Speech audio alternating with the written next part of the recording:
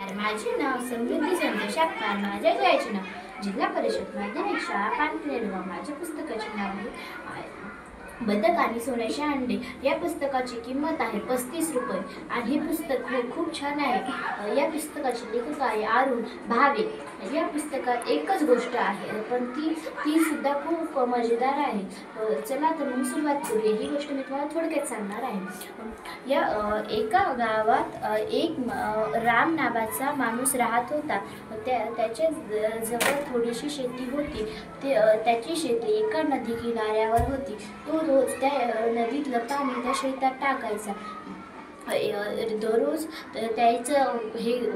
त्याचं काम त्या शेतीवरच चालायचं आणि त्यांच्या थोडेसे पैशाने रामने एक अजून थोडीशी शेती घेतली आणि त्या शेतीतून त्यांना जो माल येईल तो ते विकायचा आणि त्या थोड्याशा पैशात महिनाभर राशन चालवायचा. त्याने एक दिवस असाच रोज सारखा त्या नदी काठाने बसला होता. त्याला दुसऱ्या काठाशी एक छोटासा बदक दिसला. तो त्या बदकाजवळ गेला आणि बघतो तर काय, त्या बदकाच्या पायाला एक जखम झालेली होती आणि त्याने त्या बदकाला घरी नेले.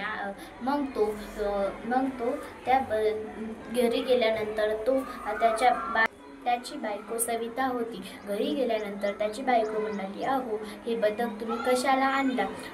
राम म्हणाला, अगं बघतो त्याच्या पायाला जखम झालेली आहे. बायको म्हणाली, हो आपल्या खाण्याचं इथं सुविधा होत नाही, आपण त्याला कुठून खायला द्यायचं?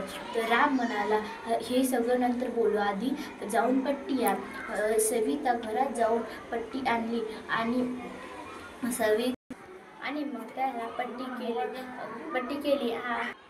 पट्टी करून आणि त्याला थोडेसे डाळीचे दाणे देऊन ते पाणी पिऊन उपाशी झोपी गेले.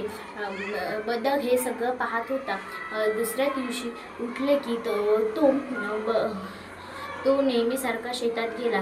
त्याला त्या शेतात एक बीज सापडले. त्याने ते बीज शेतात पुरले आणि ते बीज टमाट्याचं होतं. त्याला दुसऱ्या दिवशी खूप सारे टमाटे आले आणि मग त्याने घरी तोडून टमाटे नेले.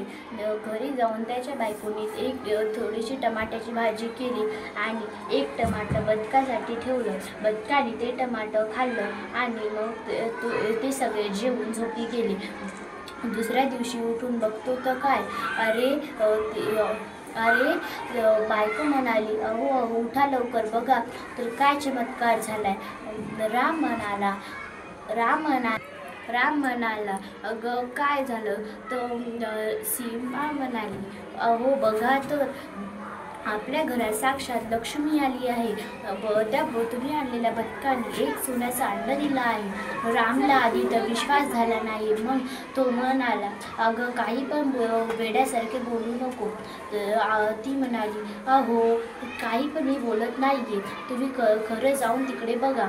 तर रामने तिथे जाऊन बघतो तर काय, अरे खरेच तिथे सोन्याचे अंडे होते. रामला पहिले तर विश्वासच झाला नाही. मग त्याने त्याचे डोळे चोळले आणि मग बघितले ते अरे हो खरेच सोन्याचे अंडे होते. राम ते अंडे घेऊन बाजारात गेला आणि म्हणाला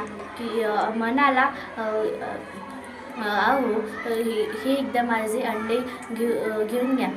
तर त्या सोनाराने ते अंडे घेऊन खूप सारे रामला पैसे दिले आणि रामने